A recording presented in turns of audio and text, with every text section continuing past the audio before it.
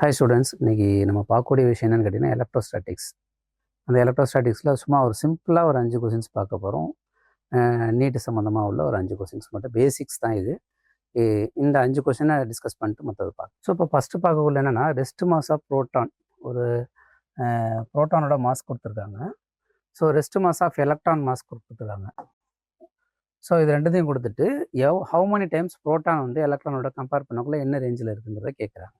So நம்ம பார்க்கக்குள்ள mass of the proton அப்படின்னு எடுத்துக்கிட்டிங்கன்னா அதனோட வேல்யூ எடுத்துங்க. ஏன்னா 1.6726 இன்ட்டு 10⁻⁻27. அதே மாஸ் ஆஃப் த எலக்ட்ரானோட வேல்யூ எடுத்துக்கிட்டிங்க அப்படின்னா, ஸோ அதனோட வேல்யூ 9.1094 இன்ட்டு 10⁻⁻31. இதான் அதனுடைய மாஸ். கம்பேர் பண்ணக்குள்ள ரேஷியோ எடுத்து பார்த்தீங்கன்னா அதுக்கு நம்மளால் சொல்ல முடியும். ஸோ அப்போ mass of the proton by mass of the electron.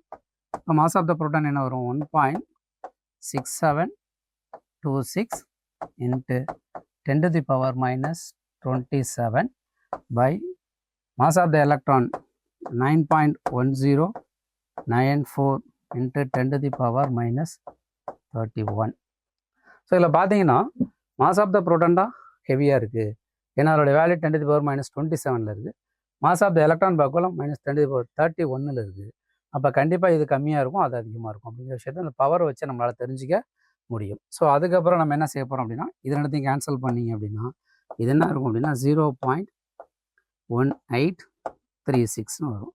அப்போ mass of the proton by mass of the electron into already இங்கே மேலே 10⁻27 இருக்குது இன்ட்டு 10⁻+21 கீழேருந்து மேலே போகிறதுனால 10⁻21 வரும், +21 வரும். ஸோ இதை பார்த்தோம் அப்படின்னா mass of the proton by mass of the electron equal to என்ன வருதுன்னா 0.1836 இன்ட்டு இந்த பவரை கேன்சல் பண்ணிங்கன்னா ரெண்டுத்துடைய பேஸ் ஈக்குவல் ஆனால பவரை ஆட் பண்ணுறோம் அப்படின்னா இது மைனஸில் இருக்குது, அது ப்ளஸில் இருக்குது. ஸோ 4 அப்படின்னு வரும். இப்போ 10⁻4. அப்போ என்ன வரப்போகுது? 0.1836 இன்ட்டு 10,000 மல்டிபிள் பண்ணுறோம். ஸோ அப்போ என்ன வரும் அப்படின்னாலே என்னோடய வேல்யூ 1836 அப்படிங்கிற விஷயம் வரும். ஸோ அப்போ mass of the proton by mass of the electron ரெண்டுக்குள்ள ரேஷியோ. எனக்கு மாஸ் ஆஃப் த ப்ரோட்டான் பார்க்கக்குள்ள mass of the proton equal to 1836 into mass of the electron. அப்போ ப்ரோட்டான்ங்கிறது எலக்ட்ரானோட மாஸை விட 1836 டைம்ஸ் ஹெவியாக இருக்கும். ஸோ அப்போ ப்ரோட்டானோட மாஸ் தான் ஹெவியாக இருக்கும், எலக்ட்ரானோட மாசு கண்டிப்பாக கம்மியாக இருக்கும். ஒரு ஆட்டமில் பாசிட்டிவ் சார்ஜ்னா ப்ரோட்டான், எலக்ட்ரான்கிறது நெகட்டிவ் சார்ஜ். ஸோ இந்த மாஸ் ஆஃப் த ப்ரோட்டான் அப்படிங்க இங்கே அதிகமாக இருக்கும், அங்கே கம்மியாக இருக்கும். இப்போ லாஸ்ட்டாக பார்த்த கொஸ்டினுக்கு இந்த கொஸ்டினுக்கு ஒரு சின்ன கண்டினியூஷன். ஒரு மெட்டாலிக் ஸ்பியர் எடுத்துக்கிறோம், அது ஏ. ஒரு மெட்டாலிக் ஸ்பியர் எடுத்துக்கிறோம், அது ஏ. ரெண்டாவது மெட்டாலிக் ஸ்பியர் எடுத்துக்கிறோம், ஸோ அதோட நேம் வந்து பி. இதனுடைய மாசும் ஈக்குவல் மாஸ்ன்னு சொல்லிட்டாங்க. நெக்ஸ்ட் அடுத்து கேட்கக்கூடிய கொஸ்டின் என்னன்னா, இப்போ ஏங்கிறதுக்கு பாசிட்டிவ் சார்ஜ் கொடுக்குறாங்க, 5 பாசிட்டிவ் சார்ஜ். பிக்கு 5 நெகட்டிவ் சார்ஜ் கொடுக்குறாங்க. இப்போ மாஸ் ரெண்டுத்தையும் கம்பேர் பண்ணக்குள்ள எதனோட மாஸ் ஹெவியாக இருக்கும், எதனோட மாஸ் கம்மியாக இருக்கும். இப்போ நம்ம ஆல்ரெடி லாஸ்ட் கொஸ்டினில் சிம்பிளிஃபை பண்ணிட்டேன். Mass of the proton equal to 1836 time mass of the electron. அப்போ மாஸ் ஆஃப் த ப்ரோட்டான்ங்கிறது எலக்ட்ரானோட 1836 டைம்ஸ் ஹெவியாக இருக்குது. அப்போ கண்டிப்பாக எது தான் அதிகமாக இருக்கும்? ரெண்டுமே ஈக்குவல் மாஸ் தான், கொடுக்கக்கூடிய சார்ஜோட மாஸை தான் டிபெண்ட் பண்ணியிருக்கும்.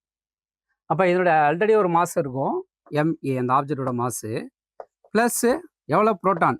5 ப்ரோட்டான் கொடுக்குறோம். ஸோ அதில் என்ன செய்ய போகிறோம்னா, அதே mass of the sphere B 5 electron. அப்போ இதனுடைய மாஸ் என்ன ஆகும்?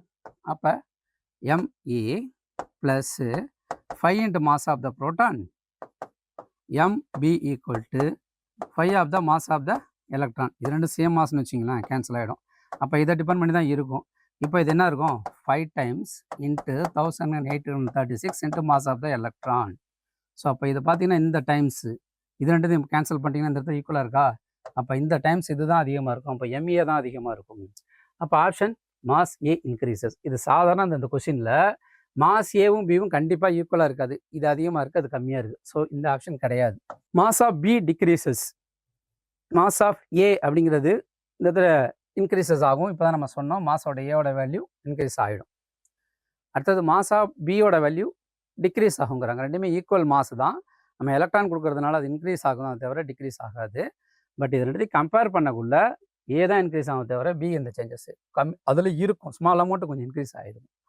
ஸோ இதான் இதில் value. Option C. Option D mass of B அப்படிங்கிறது வந்து இங்கே கொஸ்டின் கேட்டது கம்பேரிஷன் அப்படிங்கிறதுனால ரெண்டுமே ஈக்குவல் அமௌண்ட் ஆஃப் மாஸ் இருக்குது. எதுக்கு சார்ஜ் அதிகமாக இருக்குது, எது அதிகமாக இருக்குன்னு கேட்டிருக்காங்க. ஒருவேளை பி இன்க்ரீஸ் ஆகிருந்தாலும் ஏ தான் அதிகமாக இருக்கும். ஸோ ஏ தான் ஆப்ஷன். ஸோ அடுத்த விஷயம், அடுத்த question. 10^14 electrons are removed from a neutral metal sphere and the charge on the sphere becomes என்ன? இப்போ ஒரு ஸ்பியரு இல்லை ஏதோ ஒரு மெட்டல் நியூட்ரல் மெட்டல் ஸ்பியர் அப்படின்னு என்ன அர்த்தம்னா, ஸோ எந்த ஒரு மெட்டலாக இருந்தாலும் அது it is made up of atoms தான். ஒவ்வொரு ஆட்டம்ஸ்லேயும் அதில் பாசிட்டிவ் சார்ஜும் நெகட்டிவ் சார்ஜும் ஈக்குவலாக இருக்கும். ஒரு ப்ரோட்டான் இருக்குன்னா ஒரு எலக்ட்ரான் இருக்கும். ஸோ அப்போ நம்பர் ஆஃப் ப்ரோட்டான்ஸ் இங்கே 10 ப்ரோட்டான் இருக்குது அப்படின்னா அதே தான் என்ன இருக்கணும், 10 எலக்ட்ரான். அது நியூட்ரல் சார்ஜ். இப்போ அதில் கொஸ்டின் என்ன கொடுத்தாங்க, 10^14 எலக்ட்ரான்ஸ் அதுலேருந்து வெளியில் எடுக்கிறாங்கிறான். இப்போ ஃபார் எக்ஸாம்பிள் 10 ப்ரோட்டான் இருக்குது, 10 எலக்ட்ரான் இருக்குது.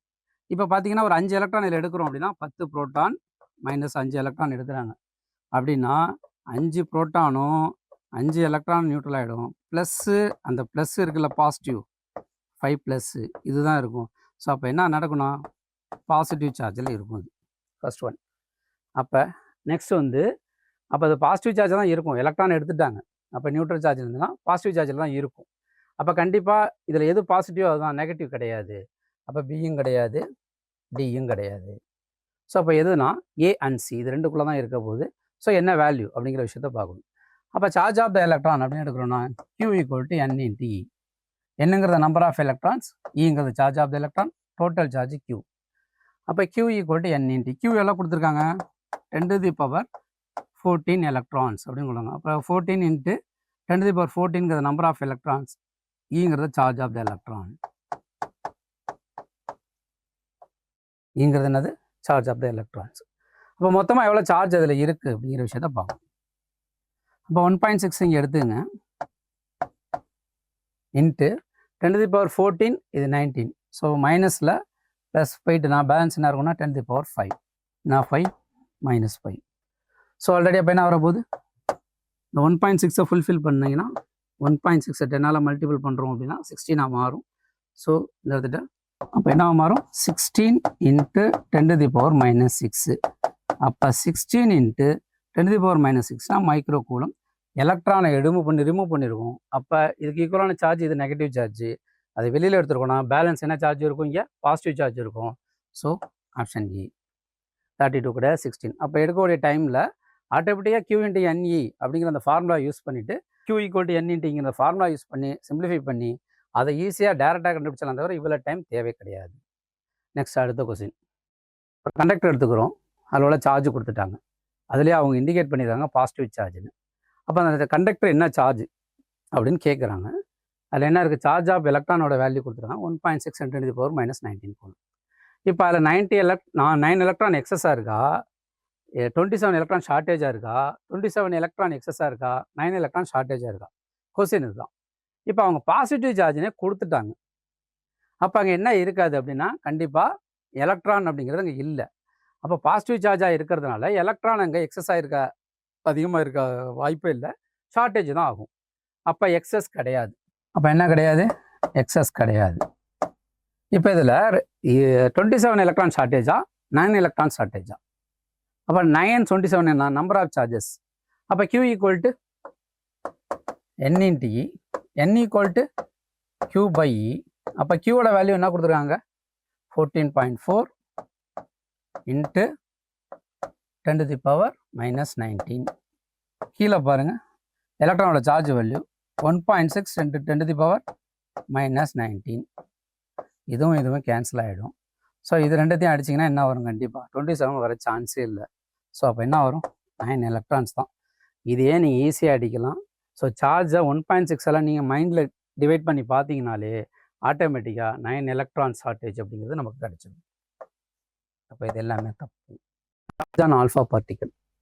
ஆல்ஃபா பார்ட்டிகல்லாம் ஹீலியம் நியூக்ளியஸ் 2He4. இதுதான் ஹீலியம் நியூக்ளியஸ். ஸோ இதில் பொறுத்த வரைக்கும் 2 புரோட்டான் இருக்குது. 2 புரோட்டான் இருக்குது அப்படின்னா இது நியூக்ளியஸுங்கிறதுனால புரோட்டான் ப்ளஸ் நியூட்ரான் இருக்கும். அப்போ இது 2 புரோட்டான் இருக்குது. இது ZXA அப்படிங்கிற ஃபார்முலா எடுத்துக்கிட்டோம் அப்படின்னா 2 புரோட்டான் இருக்குது. ஸோ அப்போ ஏன்னா புரோட்டான் ப்ளஸ் நியூட்ரான். அப்போ இதில் 4 இருக்கிறதுனால 2 புரோட்டான் இருக்குது ப்ளஸ் 2 நியூட்ரான் இருக்கும். நியூட்ரலுக்கு சார்ஜ் கிடையாது. அப்போ 2 புரோட்டான் மட்டும் தான், பாசிட்டிவ் சார்ஜ் மட்டும் தான். அப்போ ஒரு ஹீலியம் நியூக்ளியஸோட பாசிட்டிவ் சார்ஜ் என்ன அப்படின்னு எடுத்துக்கிட்டிங்கன்னா 2 proton. Proton electron equal charge தான். அப்போ 2 × 1.6 × 10⁻⁻19. அப்போ என்ன வரும்?